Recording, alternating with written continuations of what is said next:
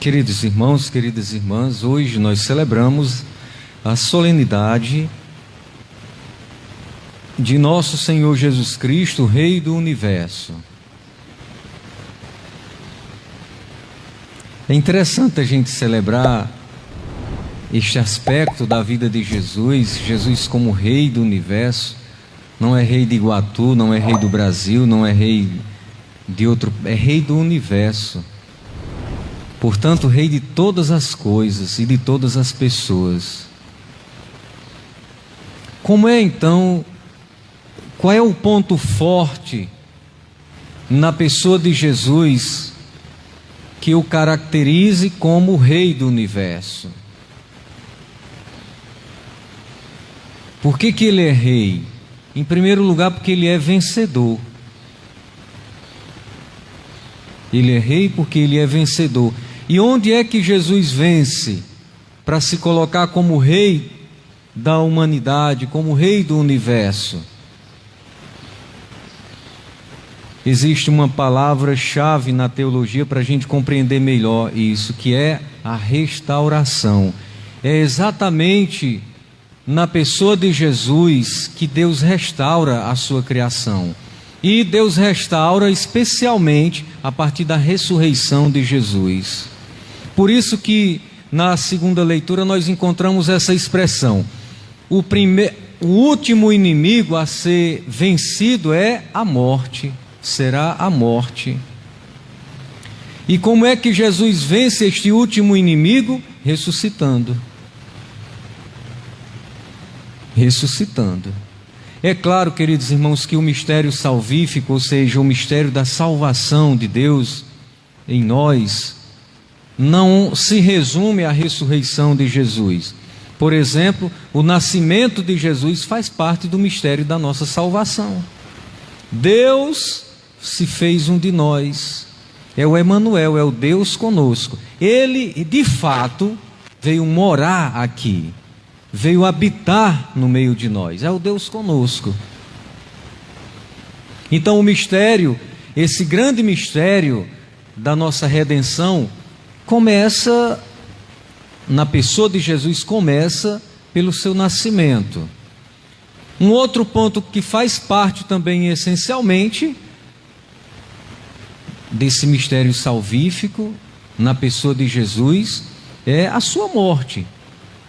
A cruz é um grande sinal também de redenção para nós. Por quê? Porque Deus nos salva pelo amor. Deus não nos salva pela vingança, pelo julgamento, por tudo isso. Não. A leitura fala de julgamento, a leitura fala de um juízo final, né? Onde o pastor, onde ele que é o Senhor vai reunir todas as ovelhas, vai separar as que são boas das que são más. Fala de tudo isso. Mas o centro não é o juízo, o centro é o amor. E o ápice, no sentido de revelação, do amor de Deus, ele se manifesta na cruz. Por quê? Porque é na cruz onde Jesus se doa de um modo muito claro, muito visível, para a percepção humana. Não tem como a gente olhar para a cruz de Jesus e dizer que foi um ato de desamor. Não. Quem olha para a cruz de Jesus só consegue enxergar ali um ato de amor. Porque o que é o amor, gente, senão aquela capacidade que a pessoa tem de se doar? Ninguém diz assim, fulano de tal me amou e me ama tanto, porque tirou tudo de mim. Tirou aquilo que eu tinha de mais especial. Nós não dizemos assim. Nós dizemos, fulano de tal me ama porque fez isso por mim, porque me doou aquilo, porque se entregou por mim, porque me defendeu em tal momento. Entendem? Então é através da doação que a gente percebe se uma pessoa nos ama ou não. Pois foi exatamente pela cruz que Jesus manifestou de um modo muito concreto, muito visível e muito bonito o amor que Deus tem por nós. Ou seja, o amor doação. Então o nascimento, a cruz, fazem parte desse mistério de salvação de Deus para nós. Mas a ressurreição, queridos irmãos, plenifica tudo isso. Se Jesus tivesse nascido, se Jesus tivesse morrido e não tivesse passado disso, quem era que iria acreditar nele? Porque nascer é algo muito natural para nós. Só estamos aqui porque um dia nós nascemos. É verdade ou não? Ou não? Ou alguém aqui nasceu de um trovão? Deu um trovão, né, lá no São Pedro, e nasceu o Jean e o Alain. Estão ali atrás. É assim? Não. Se fosse assim, todo mundo ia nascer tão feio de um trovão, ia nascer todo estrambelhado, né? Embora que tem uns que são feinhos, que parece assim, que nasceram de um negócio parecido com um trovão, mas não chega a ser. Brincadeira, gente. Todo mundo é bonito, né? Menos alguns. Com poucas exceções, né? Então, neste sentido, é que nós dizemos que a ressurreição de Jesus é o ápice é a conclusão, vamos dizer assim, desse mistério salvífico. Desse mistério salvífico. Porque já diz São Paulo, se Cristo não ressuscitou dos mortos, vã, ou seja, sem sentido, é a nossa fé. E é mesmo. Então, é por causa da ressurreição de Jesus, especialmente, que Ele é Senhor, que Ele é Rei do universo. Percebem? Por isso, a segunda leitura diz assim: na realidade, Cristo ressuscitou dos mortos como primícia dos que morreram. Com efeito, por um homem veio a morte, e é também por um homem que vem a ressurreição dos mortos. Olha só. E é por um homem também que vem a ressurreição dos mortos. Veio a morte por um homem. Quem foi este homem que veio à morte? Por quem foi que veio a morte ao mundo? Ele está falando aqui de uma outra morte, que não é somente a morte física. A morte que é o pecado. O pecado na nossa vida é uma morte. Portanto, nós estamos diretamente ou constantemente expostos e tocando a morte com os nossos pecados. Com os meus pecados e com os seus pecados, nós tocamos a morte diariamente, constantemente. Então, agora vem Jesus, que é o novo Adão, que é o outro homem, sobre o qual fala esta leitura de São Paulo aos Coríntios, e então restaura aquilo que Adão fizera perder, aquilo que Adão perdeu. Um homem, quando dá para fazer besteira, nem Deus,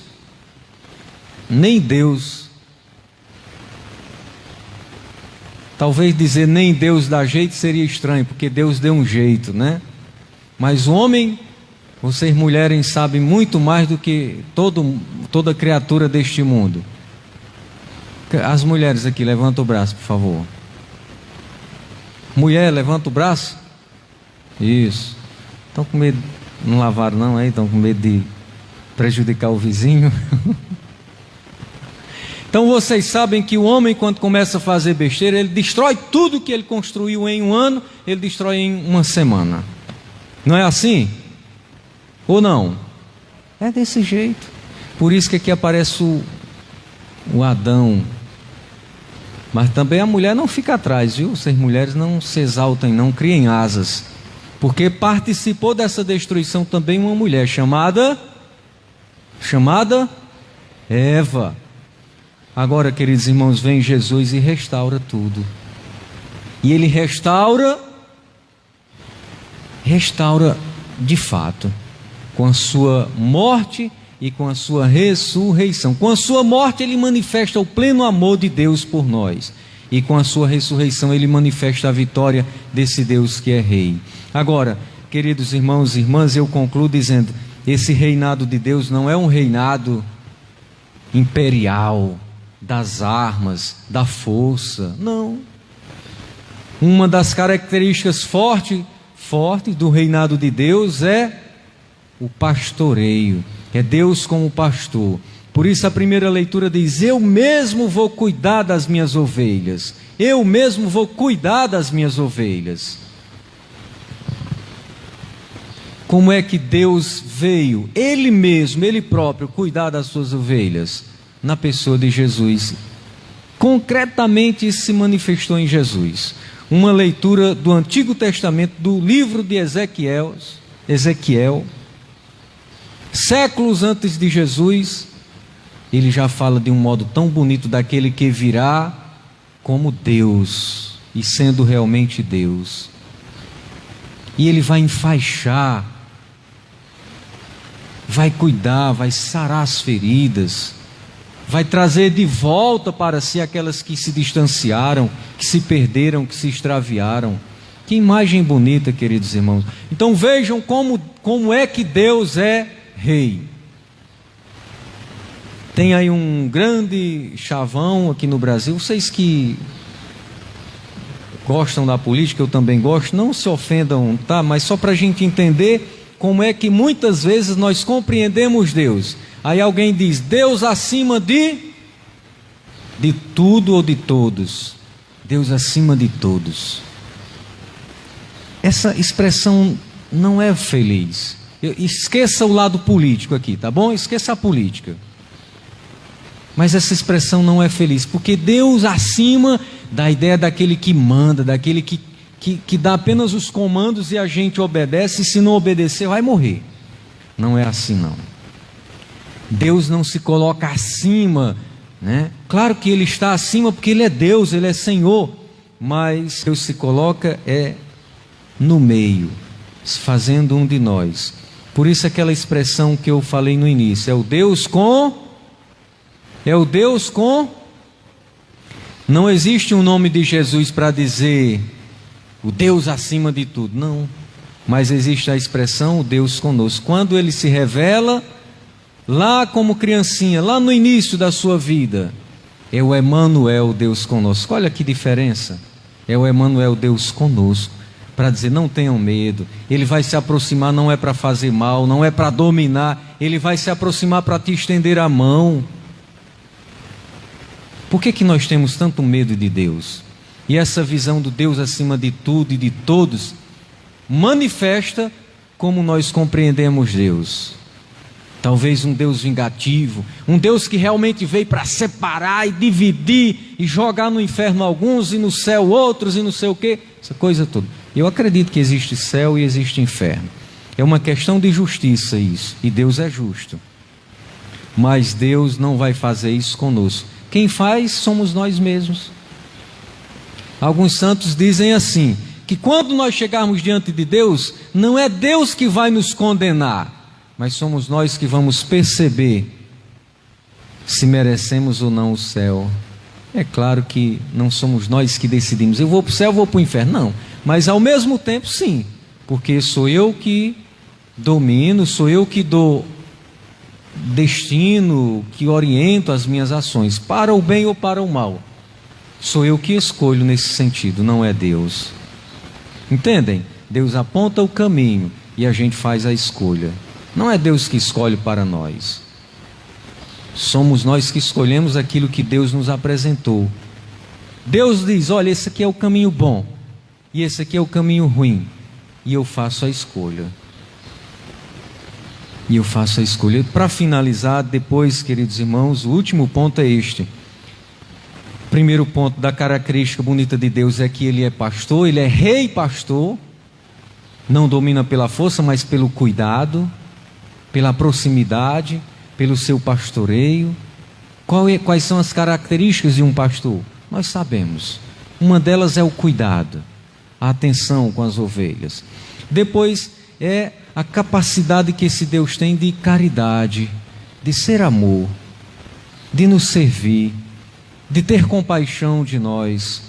Por isso no Evangelho apresenta-nos algumas características de um cristão: visitar um doente, um preso, vestir o nu, acolher o estrangeiro, dar comida a quem tem fome, saciar a sede de quem está com sede. Veja, são características da caridade. São características do amor. Então, se nós não temos estas características, nós não fazemos parte do reinado de Deus, do reinado de Jesus. Nós fazemos parte de qualquer reinado, mas do reinado de Jesus, não. Podemos fazer parte do reinado de Lula, do reinado de Bolsonaro, do reinado de não sei quem mais, do reinado de fulano, de Beltrano, do time tal, do time A ou do time B, mas não fazemos parte do reinado de Jesus, porque o reinado dele é o reinado do cuidado, o pastoreio, e o reinado da caridade, da proximidade. É o Deus conosco.